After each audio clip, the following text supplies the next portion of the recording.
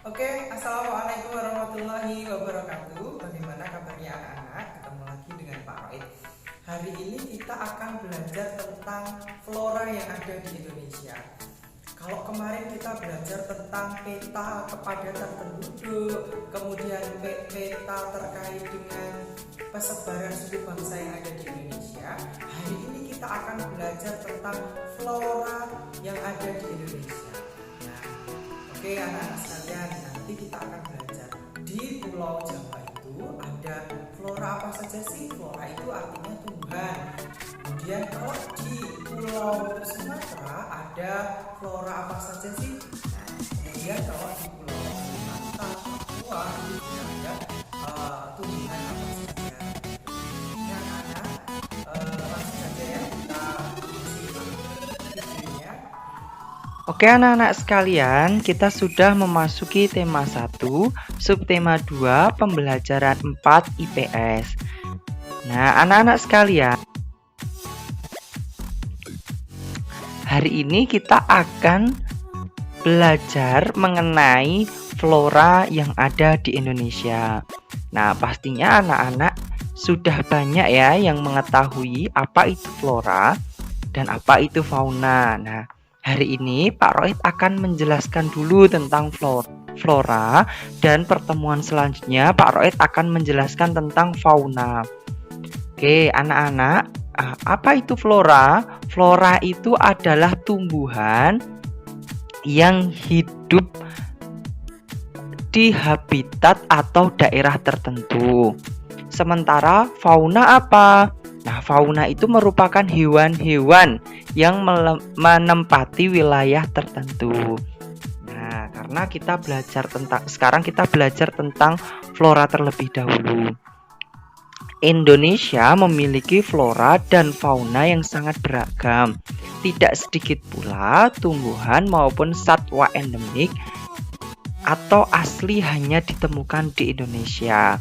Nah, endemik anak-anak sekalian dapat dikatakan asli. Jadi endemik itu artinya asli.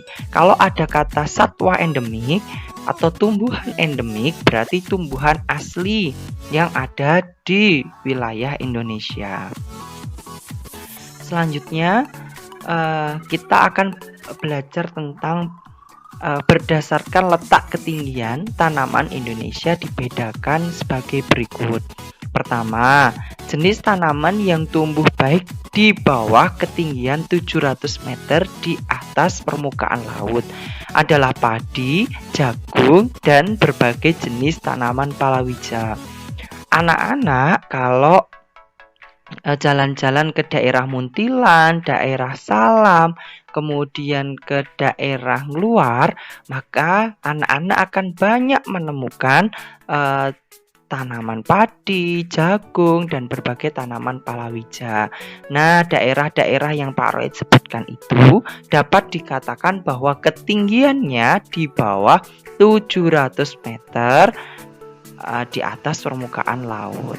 Nah, selanjutnya kita belajar tentang tumbuhan yang tumbuh baik di bawah ketinggian 700 sampai 1500 meter di atas permukaan laut.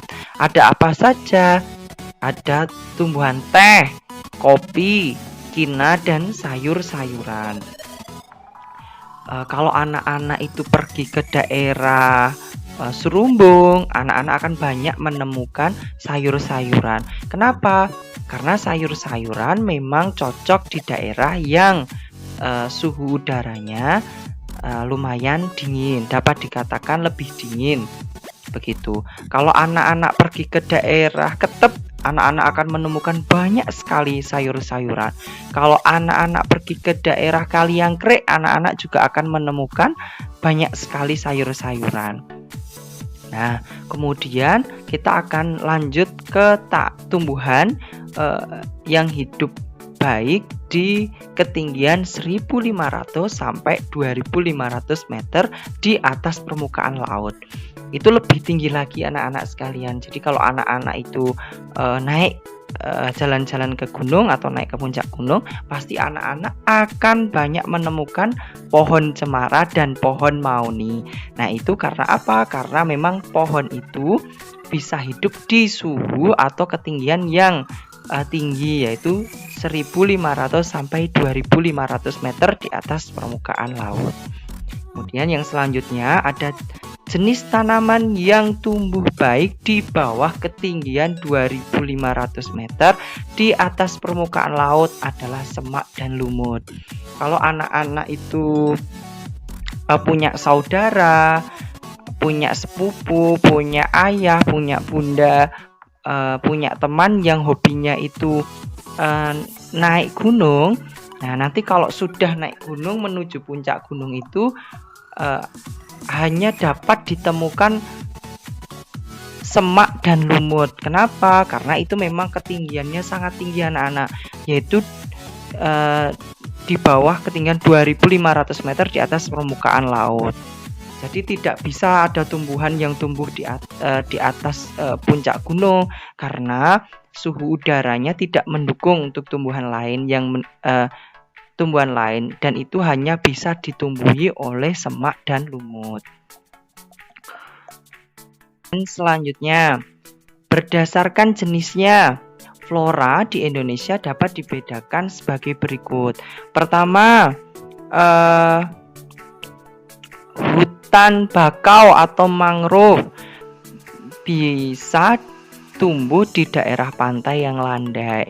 Nah, kalau anak-anak suka berjalan-jalan ke pantai, ke daerah Pantura, ke daerah Jawa Timur, anak-anak akan menemukan hutan bakau atau mangrove. Kalau anak-anak juga jalan-jalan ke Sumatera, pantai-pantai di Sumatera itu juga banyak hutan bakau atau hutan mangrove. Biasanya hutan mangrove itu banyak menjadi tempat tinggal bagi ikan kecil yang ada di pinggir pantai. Kemudian yang kedua ada hutan musim. Hutan musim adalah hutan yang pada musim hujan biasanya tumbuh subur, sedangkan pada musim kemarau daunnya meranggas. Kemudian yang ketiga ada sabana. Sabana itu adalah padang rumput yang sangat luas, diselingi dengan semak belukar. Kalau anak-anak itu pergi ke Nusa Tenggara Timur atau Nusa Tenggara Barat, biasanya daerah itu banyak ditumbuhi sabana atau padang rumput yang sangat luas. Itu anak-anak. Kemudian yang keempat ada hutan hujan tropis. Adalah hutan yang terdapat di daerah tropis dan memiliki curah hujan yang tinggi. Kalau anak-anak pergi ke daerah Bogor, kemudian kalau anak-anak pergi juga ke daerah Sumatera, biasanya anak-anak akan banyak menemukan hutan hujan tropis. Biasanya pohonnya besar, tinggi, daunnya lebar. Itu adalah hutan hujan tropis. Kemudian yang terakhir atau kelima ada hutan rawa. Terdapat di daerah rawa, yaitu di pantai timur Sumatera, di pantai Kalimantan Barat, dan di pantai Kalimantan Timur. Persebaran flora di Indonesia sekarang dikelompokkan menjadi 3 wilayah. Nah, kalau wilayah di Indonesia itu biasanya dibagi menjadi 3 wilayah anak-anak.